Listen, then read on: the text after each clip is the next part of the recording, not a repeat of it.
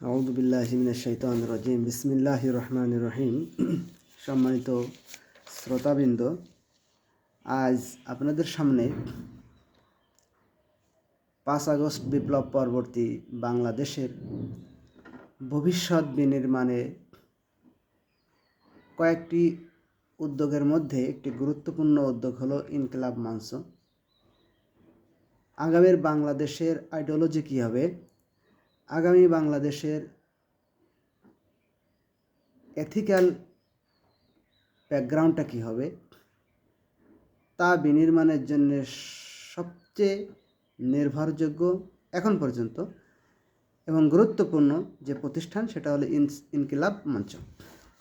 এ সম্পর্কে কিছু আলোচনা আমরা করব। ইনকিলাব মঞ্চ গঠিত হয় 13ই আগস্ট 2024, অর্থাৎ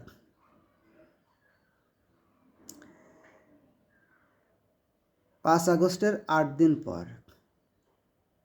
শরীফ ওসমান বিন হাদি এর প্রতিষ্ঠাতা টিএসসি, ঢাকা ইউনিভার্সিটি টিএসসিটির প্রতিষ্ঠিত হয়। সদস্য সচিব হল আবদুল্লাহ আল জাবের। এই প্রতিষ্ঠানটিকে এখন আবদুল্লাহ আল জাবেরই টেনে নিয়ে যাচ্ছে। এর 31 জন কেন্দ্রীয় কমিটি আছে। এছাড়াও বিভিন্ন কলেজ ও ইউনিভার্সিটিতে এর কমিটি আছে। কিন্তু ইনকিলাব মঞ্চ সম্পর্কে আমরা টোটাল যা জানি এটা তো মোটামুটি আমরা জানি, কিন্তু এটা কেন আলোচনার সাবজেক্ট হিসেবে আজকে আনলাম, আপনারা শেষ পর্যন্ত শুনলে বুঝতে পারবেন এটা কত বড় একটা দায়িত্ব এবং কত বড় একটা গুরুত্বপূর্ণ প্রতিষ্ঠান। ইনকিলাব মঞ্চের দুইটা স্লোগান, একটা হচ্ছে ইনকিলাব ইনসাফ, আর একটা হচ্ছে আজাদি। ইনসাফ আর আজাদি। ইনসাফ প্রতিষ্ঠা করার জন্যে দুইটা উপাদান প্রয়োজন মানুষের। একটা হলো নিজে সৎ থাকা আর অন্যকে সৎ রাখা। নিজে সৎ থাকা, অন্যকে সৎ রাখা ইনসাফ প্রতিষ্ঠা করার জন্য গুরুত্বপূর্ণ একটা উপাদান। নিজে সৎ থাকার ক্ষেত্রে একটাই উপায় আছে, সম্পদ ত্যাগ করা, গ্রহণ না করা। নিজের সৎ থাকার ক্ষেত্রে একটা উপায় আছে, যার চূড়ান্ত নিদর্শন স্থাপন করতে পেরেছিলেন পৃথিবীতে যতগুলো মহামানুষ এই পৃথিবীর ক্রান্তি লগ্নে হাল ধরেছে, পৃথিবীকে একটি শান্তিপূর্ণ আবাসযোগ্য পৃথিবী হিসেবে গড়ে তোলার জন্য চেষ্টা করেছে। তার মধ্যে সর্বাগ্রে নবী রাসূলের নাম উল্লেখযোগ্য।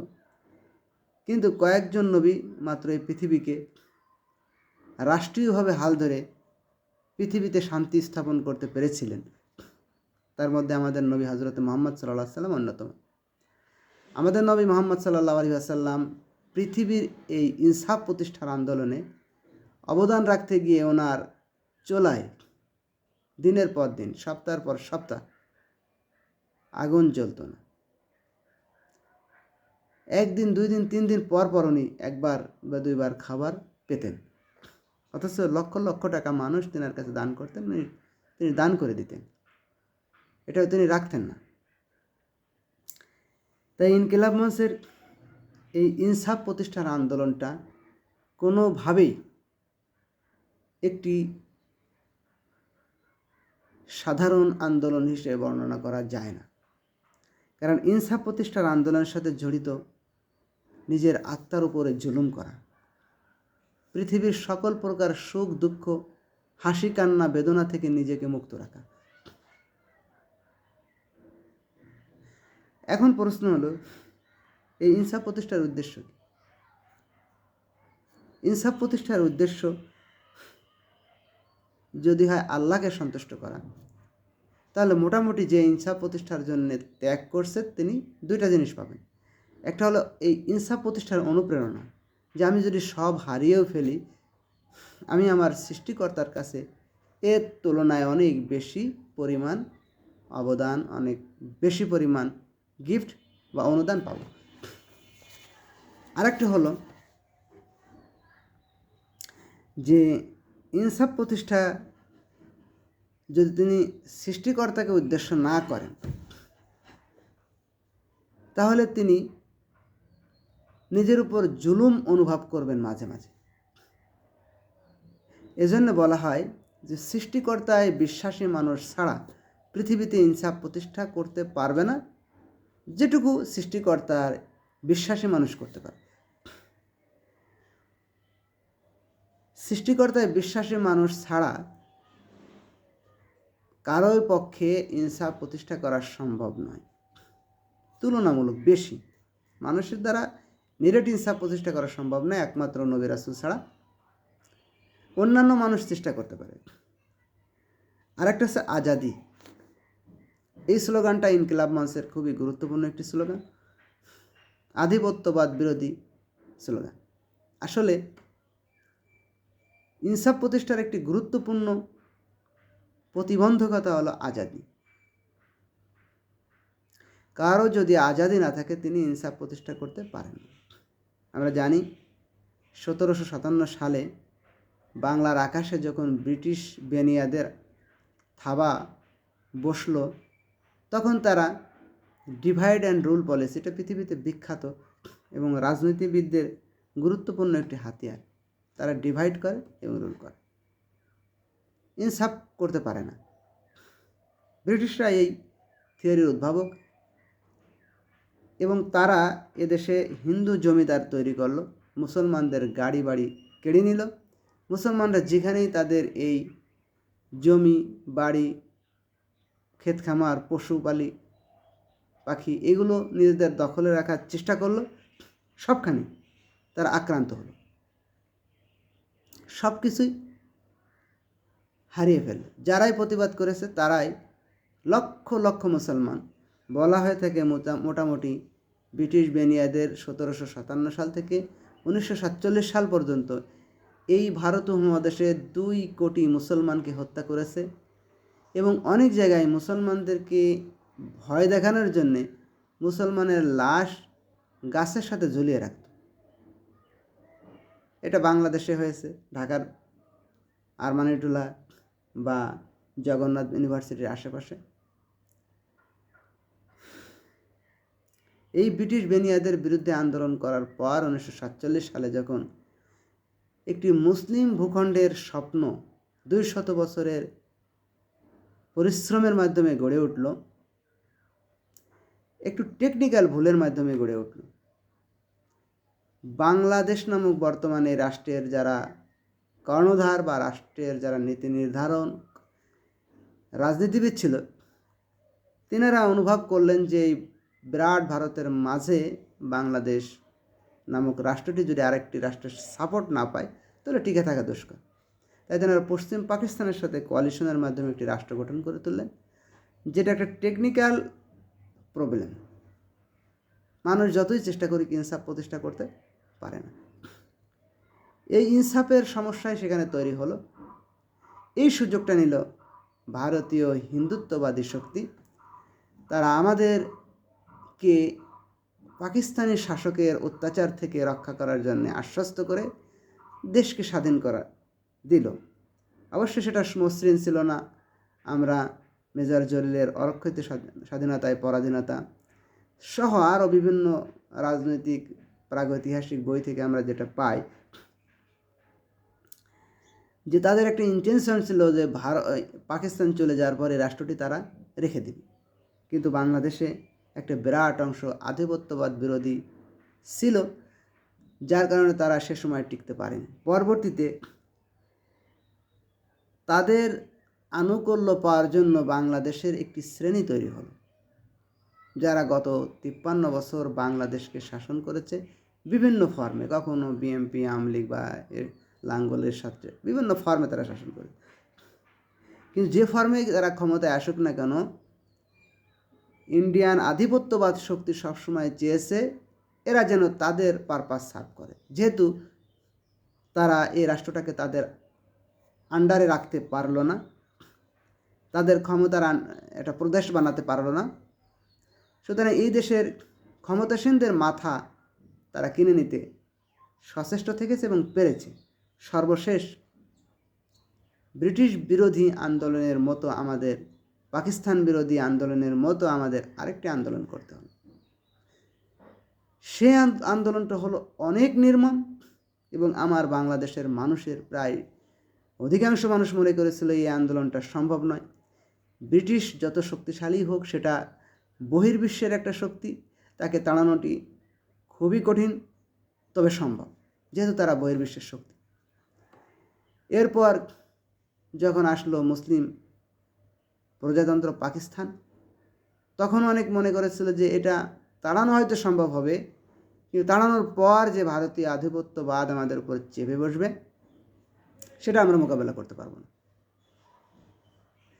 যার কারণে এখানে বিরাট একটা বিরোধী, মুক্তিযুদ্ধ বিরোধী শক্তি গড়ে উঠল, যেই মুক্তিযুদ্ধ আমাদের প্রকৃত স্বাধীনতা না দিয়ে ভারতের অঙ্গ বা প্রদেশ বানিয়ে ফেলবে।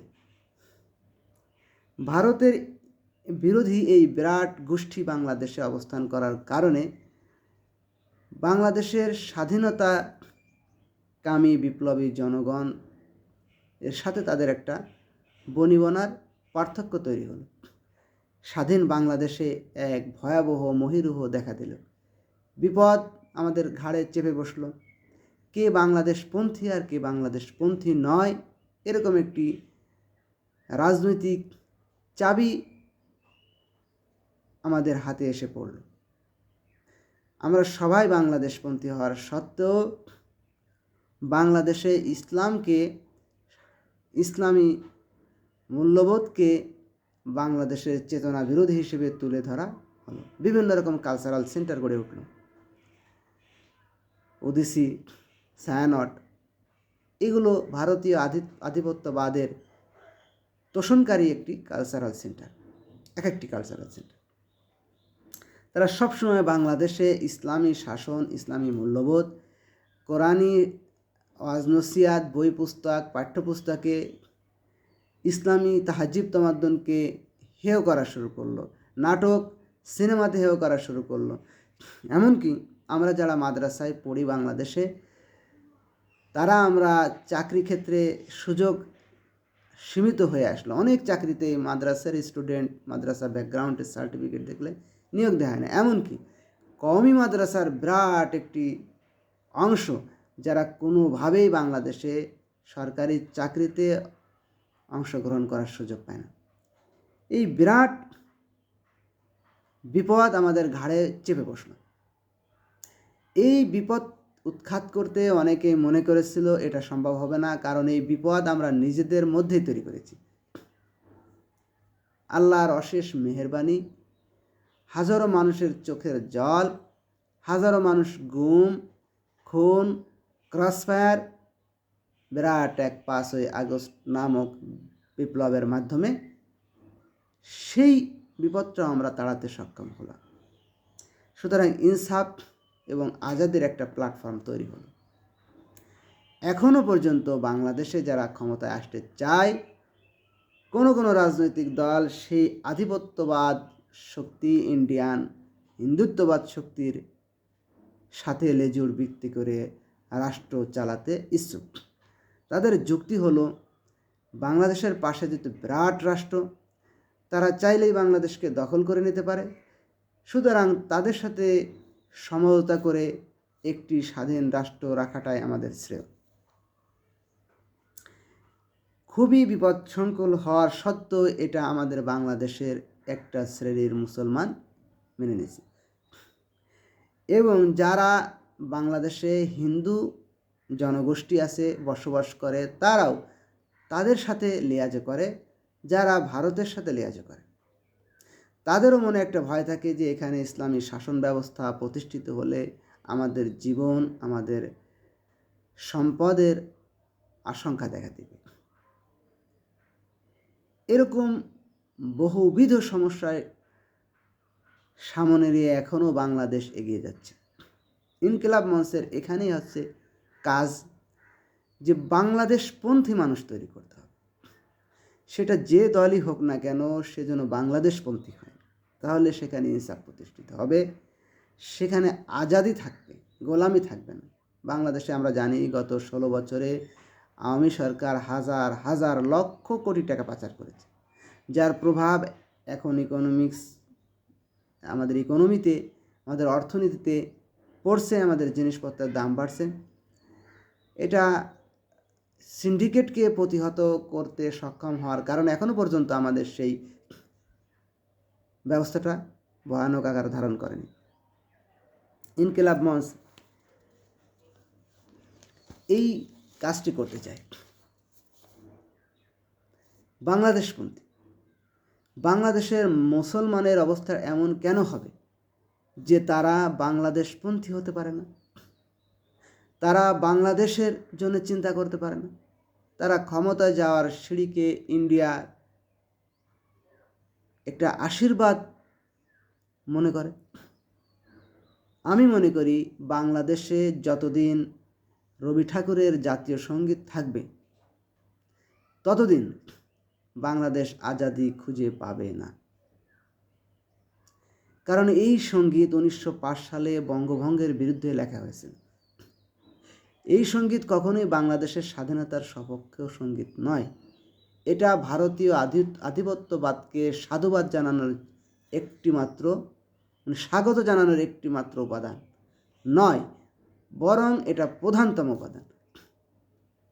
ইনকিলাব মঞ্চ এর আজাদি সংগ্রামকে আবদুল্লাহ আল জুবায়েরের মুখ থেকে এবং শরীফ ওসমান হাদির মুখ থেকে দীর্ঘদিন শোনার পর ব্যক্তিগতভাবে আমার যে অনুভূতি, সেটা আমি রীতিমতো ভয় পেয়েছি। কারণ ইনকিলাব মঞ্চের এই আজাদির স্লোগানকে ধরে রাখতে বাংলাদেশপন্থী মানুষ তৈরি করা ভয়ঙ্করতম একটা বিপজ্জনক মরণ ব্যাধিতে পরিণত হয়েছে বর্তমানে। বাংলাদেশে যে দলই সরকার গঠন করতে চায় তারা জনগণকে বোঝায় যে আমরা যদি অমুককে ভোট দিই তাহলে বহির্বিশ্ব আমাদের সাহায্য বন্ধ করে দিবে, ইন্ডিয়া আমাদের পেঁয়াজ বন্ধ করে দিবে, চাউল বন্ধ করে দেবে। কিন্তু বাস্তবতা হলো কোনো জাতি যদি নিজের পায়ে দাঁড়াতে চায়, বিশেষ করে বাংলাদেশ, তাহলে আমাদের হাজারো অপশন রয়েছে। আমাদের বহির্বিশ্বের সাথে ইউরোপীয় বা আমেরিকান অথবা ভারতের সাথে লেয়াজো করার কোনো প্রয়োজন নেই। তবু তাদের কিছু চাউল ডাউল হাদিয়া তোফা পেয়ে আমাদের এখানে বিরাট একটা গোষ্ঠী তৈরি হয়েছে, বাংলাদেশের দালাল, যারা সুইস ব্যাংক, ইন্ডিয়ায় ব্যাংকে, আমেরিকান ব্যাংকে টাকা পাচার করে নিজেদের অবৈধ সম্পদের একটি নিরাপদ আশ্রয় কেন্দ্র গড়ে তোলে। সম্মানিত দর্শকবৃন্দ, এই শ্রেণীর সাথে বাংলাদেশের আলেম সমাজের একটি শ্রেণীও জড়িত। বাংলাদেশের কওমি ঘরানার নিরেট ইসলাম গবেষক, আল্লাহ প্রিয়, রাসূল প্রিয় বান্দাদের মধ্যে মিনিমাম 2টি ধারা রয়েছে, সর্বমোট 3টে বা 4টে ধারা রয়েছে। সবচেয়ে বড় 2টি ধারা হলো, একটি ধারা আওয়ামীপন্থী যারা এখন কোণঠাসা, আরেকটি ধারা বিএনপিপন্থী যারা এখন ফতোয়ার সয়লাভ বয়ে দিচ্ছে। আর একটি মধ্যপন্থী আছে। বাংলাদেশে ইনসাফ প্রতিষ্ঠা করতে গেলে শুধু বাংলাদেশ নয়, যে কোনো রাষ্ট্রে এটি কি সম্ভব? ইনসাফ প্রতিষ্ঠা তখনই সম্ভব হয় একটি জাতি যখন নিজ জাতিকে ধারণ করতে সক্ষম হয়, অন্য জাতির গোলামি থেকে নিজেকে মুক্ত রাখে। ইনকিলাব মঞ্চ যদি এই দায়িত্ব নিতে পারে, বাংলাদেশের সকল দলের মধ্যে সৎযোগ্য রাজনীতিবিদ তৈরি করতে পারে, তাহলে বাংলাদেশে একটি ইনসাফ প্রতিষ্ঠা সম্ভব হবে। কিন্তু প্রবলেম হলো ইনকিলাব মঞ্চের যে সদস্যগুলো হবে তারা কত বছর এই সার্ভিসটা দিবে, তাদের অর্থনৈতিক এবং জীবনের ঝুঁকিগুলোকে মোকাবেলা করবে। এজন্য দেখা যায় বাংলাদেশ স্বাধীন হওয়ার পর বাংলাদেশেরও তো একটি আজাদির স্লোগান ছিল, কিন্তু বাংলাদেশের সেই আজাদি স্লোগানের মুক্তিযোদ্ধারা ভারতের গোলামে পরিণত হলো এক অংশ। অন্য অংশরা স্বাধীন ছিল বলে এখনও আমরা স্বাধীন। যারা বাংলাদেশের গোলামে পরিণত হলো তাদের বিভিন্ন কালচারাল সেন্টার গড়ে উঠল। তারা ইসলামকে বাংলাদেশের শাসন ব্যবস্থার জন্য অনুপযোগী হিসেবে বারবার তুলে ধরল, যদিও তারা মুসলমান হিসেবে দাবি করে। এরকম পরিবেশে ইনকিলাব মঞ্চ যদি বাংলাদেশপন্থী একটি শাসন ব্যবস্থা বা একটি জনগোষ্ঠী সাপ্লাই দিতে চায়, তাহলে তাদের প্রথম চ্যালেঞ্জ হবে অর্থনৈতিক সাপোর্ট। তারা যে দলের লোকের কাছ থেকে অর্থনৈতিক সাপোর্ট নেবে তারা তাদের গুণগান গাইতে বাধ্য হবে। যেরকম বাংলাদেশের আলেমদের একটা শ্রেণী কখনো আওয়ামী লীগ কখনো বিএনপির গুণগান গায়। যেহেতু জামাত ইসলামের পক্ষ থেকে বড় কোনো অনুদান কোনো মাদ্রাসায় দেওয়া হয় না, তাই তারা বাংলাদেশের কওমি ইসলামের জন্যে ভয়ঙ্করতম হুমকি হিসেবে মনে করে। ভয়ঙ্করতম হুমকি যদিও বাস্তবে এর কোনো বাস্তবতা নাই, তবুও কওমি ঘরানার কোনো আলেম কওমিপন্থী শিক্ষা ব্যবস্থার জন্য জামাত ইসলামকে প্রতিদ্বন্দ্বী মনে করে এবং প্রকাশ্যে অজনসিয়াত করে। যেহেতু বাংলাদেশ জামাত ইসলামী এর কোনো প্রতিবাদ করে না এবং প্রতিবাদ করা সম্ভবও নয়, যেহেতু বাংলাদেশ জামাত ইসলামী ইসলাম প্রতিষ্ঠার আন্দোলন করে আর ইসলামেরই একটি অংশ কওমি মাদ্রাসা, সুতরাং তাদের বিরুদ্ধে বলে বাংলাদেশ জামাত ইসলামের কোনো লাভ নেই। কিন্তু কওমি মাদ্রাসার লাভ আছে। যখন যে দল ক্ষমতায় থাকবে তাদের ক্ষমতার মূল প্রতিদ্বন্দ্বী থাকে জামায়াত ইসলাম। যেরকম বাংলাদেশে আওয়ামী লীগ যখন একচ্ছত্র ক্ষমতায় ছিল, তখন আওয়ামী লীগ মনে করত বাংলাদেশ জামায়াত ইসলাম যদি আওয়ামী লীগের বিরোধিতা করে তাহলে বাংলাদেশে একটি দল বা একটা গোষ্ঠী তৈরি হবে যারা আওয়ামী লীগকে উৎখাত করতে পারে। হয়েছেও তাই। 5 আগস্টে কোনো প্রকার রাজনৈতিক শক্তি ছাড়াই একটি নিরপেক্ষ প্ল্যাটফর্ম তৈরি করে বাংলাদেশ জামায়াত ইসলামী আওয়ামী লীগকে এদেশ থেকে বিতাড়িত করেছে, শুধু ক্ষমতা থেকে না। অনুরূপভাবে বাংলাদেশ জামায়াত ইসলামী যদি অন্য কোনো শক্তিকে কখনো সাপোর্ট দেয়, যেরকম 1996 সালের নির্বাচনে আওয়ামী লীগকে সাপোর্ট দেওয়ার কারণে বিএনপি ক্ষমতাচ্যুত হতে বাধ্য হয়েছিল, এরকম বাংলাদেশে অনুঘটক হিসেবে রাজনৈতিক অনুঘটক হিসেবে জামায়াত ইসলামের বিশাল ভূমিকা থাকার কারণে যখন যে দল ক্ষমতায় থাকে তারা জামায়াত ইসলামী যেন মাথা চড়া দিয়ে উঠতে না পারে আলেমদেরকে তারা ব্যবহার করে, প্রমাণ করার চেষ্টা করে বাংলাদেশ জামায়াত ইসলামী এটা কোনো ইসলামী দল নয়, এটা প্রতিষ্ঠিত হলে ইসলামের কোনো উপকার আসবে না। আমাদের প্রশ্ন হলো যে বাংলাদেশ জামায়াত ইসলামী আসার পরে ইসলামের কী উপকার হয় এটা না দেখেই, পরীক্ষা না করে আমরা কেন বারবার সেকুলারিজম অথবা জাতীয়তাবাদকে সমর্থন দিয়ে নিরেট অন ইসলামী একটি শাসন ব্যবস্থা প্রতিষ্ঠা করি, যার ফলাফলস্বরূপ ঘুষ, দুর্নীতি, ছিনতাই, চাঁদাবাজি, লুটতরাজ, কোন প্রকার অপরাধ বাংলাদেশে সংগঠিত হয় না। সকল প্রকার অপরাধ বাংলাদেশে সংগঠিত হয় যে দলে যখন ক্ষমতা থাকে। এর দায়ভার থেকে কি কোনো অংশে আলেমরা মুক্ত হতে পারে? ভাইরা আমার, এটা মুক্তি করার জন্যে এই দুরভিসন্ধি, এই নীতি নৈতিকতাহীন বাংলাদেশকে থেকে মুক্তি হয়ে একটা সুন্দর বাংলাদেশ বিনির্মাণের লক্ষ্যে ইনকিলাব মঞ্চ যে আজাদি ও ইনসাফের স্লোগান নিয়ে এগিয়ে যাচ্ছে, এই এগিয়ে যাওয়ার বর্তমান প্রতিবন্ধক উপায়গুলো নিয়ে একটা ইনফরমেশন দিয়ে শেষ করব। আপনাদের যে ইনফরমেশনটা দেব এটা ইনকিলাব মঞ্চের ইনফরমেশন।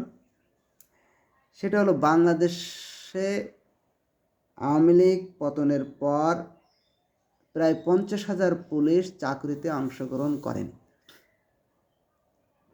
এই 50,000 পুলিশ যারা চাকরিতে অংশগ্রহণ করেনি নতুন সরকার গঠনের পর দীর্ঘদিন পর, কেউ 6 মাস 1 বছর পরে, এই 50,000 থেকে 30,000 পুলিশ রিটার্ন আসছে, আর 20,000 পুলিশ রিটার্ন আসেনি। তারা বিশ্বের বিভিন্ন রাষ্ট্রে চলে গেছে, হয়তোবা কেউ কোথাও লুকিয়ে আছে। এই 30,000 পুলিশ যারা নতুন করে চাকরিতে জয়েন্ট হয়েছে, ভিতরে ঢুকেছে, এরা হলো মোট 2,04,000 পুলিশের একটি টিমের সদস্য হয়ে বিভিন্ন অংশে ছড়িয়ে পড়েছে। ইনকিলাব মঞ্চে গত 6 ফেব্রুয়ারি আমরা যে ভয়ানক তাণ্ডব দেখলাম, তা এই পুলিশের একটি অংশ, এবং তারা লোয়ার লেভেল থেকে শুরু করে উচ্চ পদস্থ বিভিন্ন কর্মকর্তা, ডিএমপির কমিশনার ও আগে জয়েন করা পুলিশের একটি অংশ হলেও তিনি এর অন্তর্ভুক্ত বলে মনে করছে ইনকিলাব মঞ্চ। তাহলে এই প্রশাসনের বিরাট একটা অংশ এই পুলিশের সরাসরি ইনকিলাব মঞ্চ বা আজাদির আন্দোলনের বিরোধী, গোলামির আন্দোলন প্রতিষ্ঠা করার জন্য তারা আপ্রাণ চেষ্টা করছে। বাংলাদেশ সেনাবাহিনীরও একটি অংশ যারা ডিজিএফআই, গুম, খুন এর সাথে জড়িত ছিল, তারাও এরকম ভূমিকা এখনো পর্যন্ত লিপ্ত আছে।